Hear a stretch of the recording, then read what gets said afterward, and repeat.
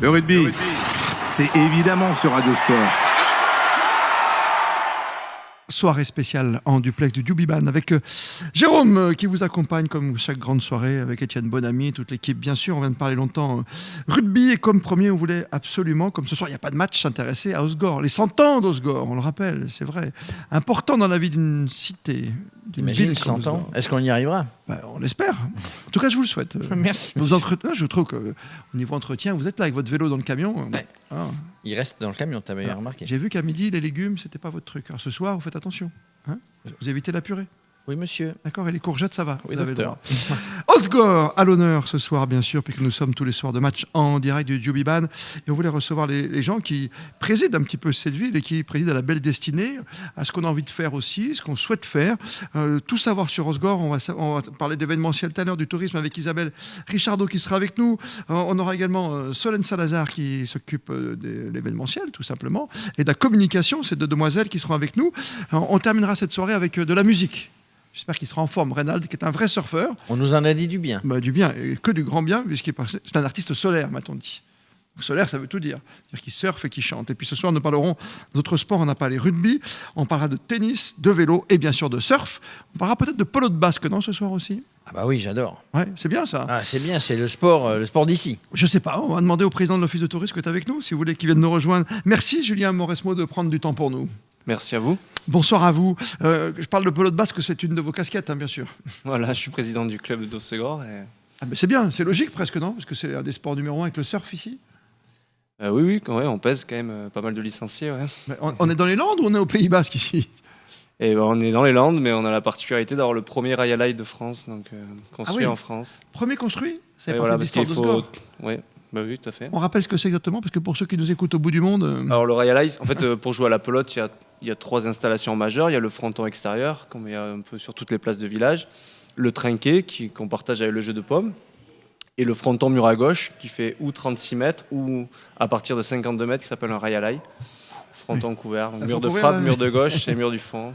Ah oui, et ça se fait qu'un gant, avec une pelote, avec une chistera? Alors, dans cette installation, on joue quasiment exclusivement à la cesta punta, plus une discipline de pala qui s'appelle la pala larga. Ouais. Et voilà. Et comment on joue à la cesta punta? Et bien avec un gant de chistera en osier. Et voilà. Donc la particularité d'Ossegor, c'est d'avoir le premier construit en France, sur la volonté du maire fondateur de l'époque, Alfred Éluard, qui était passionné de sport, président du Conseil national des sports, qui était l'équivalent du ministère des Sports à l'époque. Alors même si lui était au rugby, il était à la fédé de rugby, mais il était passionné de beaucoup de sports. Et sa vision, c'était la station des sports élégants. Et en 1956, il rencontre à Madrid son homologue espagnol. Et il l'amène au Rail à l'ail. Et en fait, lui, il avait voté une salle de spectacle attenante au casino. Et en fait, il s'est dit, on va faire un Rail à l'ail convertible en salle de spectacle. Ça vous plaît, ça, Jérôme? Je sais que vous aimez la tradition, vous aimez les arènes, vous aimez les pelotes de basque, les trinquets. J'aime la tradition régionale également, encore plus ici. On l'a visité l'autre jour, on a été le voir, et j'adorerais, mais je crois qu'il y a des matchs tous les samedis soirs. Quand on bosse. Quand on bosse, travaille, j'adorerais aller voir un match, parce que... Alors c'est télévisé aussi, mais il y en a dans le monde entier, de ce sport-là, on le pratique, et à l'autre bout de la Terre, en Amérique du Sud, il y a des champions du monde. En fait, cette discipline, elle naît d'ailleurs à l'étranger, elle naît en Argentine, cette déformation du gant, puisque sur 23 disciplines de pelote, on est la seule où on bloque et on relance. Toutes les autres, c'est des frappes. Tout ce qui est jeu de paume, tout ça à l'origine en France, ces jeux-là, c'était... Oui, on ne retient pas la balle, oui. Ça repart.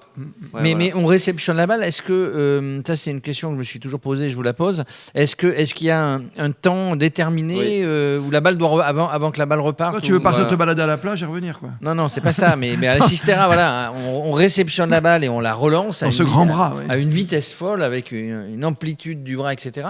Donc, la balle ne doit pas rester à la chistera plus de... 3 secondes et 3 pas. 3 secondes, 3 pas. Et elle part à quelle vitesse?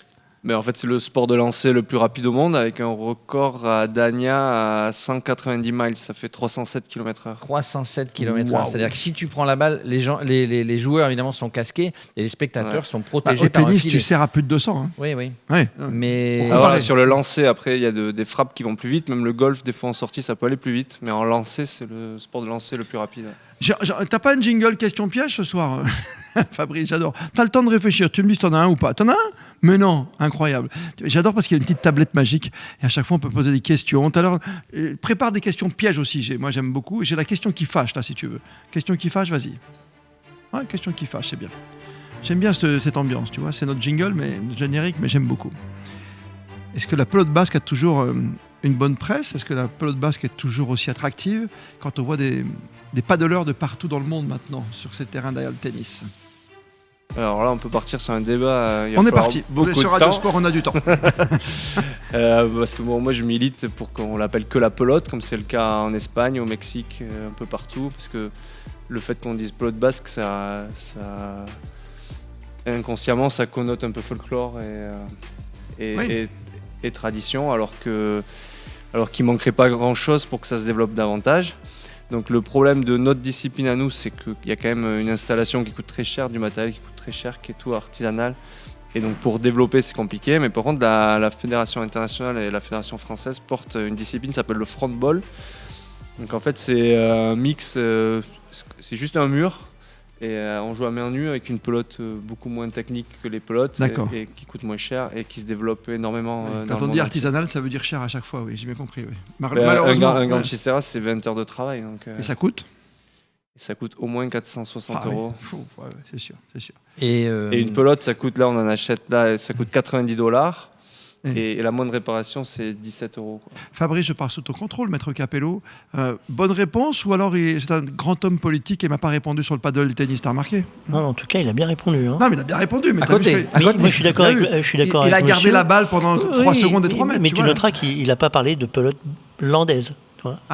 Il a dit qu'il faut se débarrasser de basque, mais il ne veut pas passer à landais. Hein. Mais non, parce que c'est un sport, on ne dit pas le foot anglais. On dit pas... Alors tiens, justement, puisqu'on parle de développement de ce sport, est-ce que les jeunes y viennent? Est-ce que naturellement, les jeunes viennent jouer à la pelote? Alors nous, du coup, on a un rayonnement, parce que déjà au second, on est la seule discipline à faire la cesta de toutes les Landes. Donc on touche quand même des gamins, pas forcément que d'Ossegor, de villages environnants. Alors beaucoup viennent par coup de cœur, viennent parce qu'il y en a qui jouent dans la famille ou comme ça. Mais après, de toute façon, mécaniquement, on est limité par la capacité d'avoir une seule installation. Donc, c'est vrai que c'est compliqué. Avec, il y a une question. Encore une question? Oui, sur les réseaux, est-ce que c'est un sport ou un spectacle? Ah, c'est un sport. Non, mais ça, je réponds à sa place, t'as pas le droit de dire ça. Non, mais justement, je pense que c'est plus un spectacle sportif qu'un sport. D'accord. Comme les hier soir, le rugby 96-0, c'est un spectacle, alors on est d'accord. Non, mais en fait, non, mais la particularité, c'est un peu, c'est assez intéressant de comprendre comment en fait, vous voyez, c'est les Américains qui l'ont beaucoup développé. C'était dans le générique de Flic à Miami, dans Miami Vice, il y avait de la cesta. Il y a eu des films Père et Impair, il y a eu autour de la cesta, des paris. Je me souviens plus de la cesta Punta. Ah, t'as raison. Ouais, ça y est, j'y suis maintenant. Voilà, parce que j'avais la musique dans la tête de Miami Vice, ça y est, maintenant je l'ai. Voilà, et donc du coup, en fait, eux, ils ont fait alors qu'ils sont fans de sport universitaire. Oui. Ah oui. Mais ils ont jamais pris il y a quasiment pas eu d'Américains dans le fronton. C'est-à-dire qu'ils ont pris le Rayalai, un nom qui est quasiment imprononçable pour eux. Oui. Ils ont mis un jeu avec des Cubains, des Mexicains, des Français, des Espagnols, des Philippins dans le Rayalai. Et eux, ils étaient de l'autre côté des gradins à avoir un spectacle et des paris, quoi. C'est passionnant. Vous êtes président de la pelote basque, également de l'Office du tourisme. On va revenir sur les événements dans quelques instants, sur la communication. Qu'est-ce que, dans l'histoire d'Osgore, vous retenez et pourquoi vous aimez cette ville peut-être plus que tout aujourd'hui encore? Mais en fait, Hossegor, c'est vraiment... moi, ça me fait plaisir, là. Et quelque part, le Covid a fait du bien parce que les gens sont revenus à une période où en fait, on venait pas... ils venaient de moins en moins, quoi. Oui. Parce que c'est pas juste une ville estivale, quoi. Le tourisme balnéaire, tel qu'il était pensé à la création de la station, c'était un tourisme hivernal. C'est-à-dire que les gens, ils venaient... En fait, ils quittaient... Presque en cure, j'allais dire, comme dans certaines villes. Tout à fait. Oui. Mais le début des stations balnéaires, c'est d'abord du soin. Hein. C'est les sanatoriums qu'on a ici, qu'on avait à Cabreton et à Labenne. Et après, la ville bourgeoise qui avait son casino. Donc nous, on n'a pas eu les établissements de bain de mer parce que ça a été bloqué par la crise de 29 dans la création de la station. Mais c'était un projet qu'il y avait. Et donc, en fait, c'est un tourisme hivernal. Les gens quittaient les villes qui étaient polluées par le charbon pour venir respirer le bon air ici. Et je pense que c'est un angle qu'il faut qu'on prenne de plus en plus. Parce que tout ce qui se passe dans le monde aujourd'hui, on est à l'abri de rien. Vous avez raison. Non, et puis pourquoi les gens ne viendraient pas aussi quand on voit les alertes particules pollution, fines. particules, quand vous recevez sur votre téléphone quand vous habitez à Paris, à Nice, à Marseille ou ailleurs. Voilà, tu as envie de venir respirer le bonheur. Paradoxalement, la station, un bon jour de tempête à la mer, ça... Oui. On n'était pas loin aujourd'hui. Et puis les pins aussi, ça a des vertus, non, les pins? On voit souvent des ils se multiplient, tu sais, les pins. Non, mais ça aussi, oui, ça je sais bien. Mais les huiles essentielles, notamment, il y en a au pain parce qu'il y a forcément des vertus, et notamment pour la respiration. Mais pour qui s'est promené une fois dans sa vie dans cette forêt landaise, où il y a la quiétude, le calme, la bonne respiration, ça fait du bien à tout le monde. Ah bah oui, ça fait du bien à tout le monde. Ça fait du bien d'être à Osgore, ici, en duplex du Joby Ban. On va reparler, évidemment, de votre ville qui vous est chère, avec Isabelle Richardot qui sera avec nous tout à l'heure, avec Solène Salazar également qui nous parlera de tout ce qui se passe en communication ici, et les expositions et autres. On terminera en musique. Ah, c'est bien ça, c'est une belle idée, de terminer en musique à Osgore avec l'image du surfeur, la plage, qui sait, peut-être avec Reynald qui nous rejoindra. D'ici là, on va parler dans quelques instants de sauvetage en mer, parce que quand même l'Atlantique, voilà tout ce qui se passe ici autour de votre lac, autour de la mer et de l'océan. Ce sera intéressant, comme le surf, bien sûr, ce soir à l'honneur, ou des sports terrestres, comme le tennis, comme la pelote basse, bien sûr, ou encore le petit vélo qui va bien, c'est que ça vous est cher. Il a le vélo dans le camion, monsieur. Il est dans le camion, oui. Tu ne l'as toujours pas prêté. Tu le prends quand tu veux. Mais t'as mis les piles dedans? Il faut que je le recharge. C'est ça, j'étais sûr. Ça marche bien, ça fonctionne bien, j'imagine, Osgore, non? Le vélo électrique. Oui, mais le vélo, les modes de déplacement qui évoluent, carrément.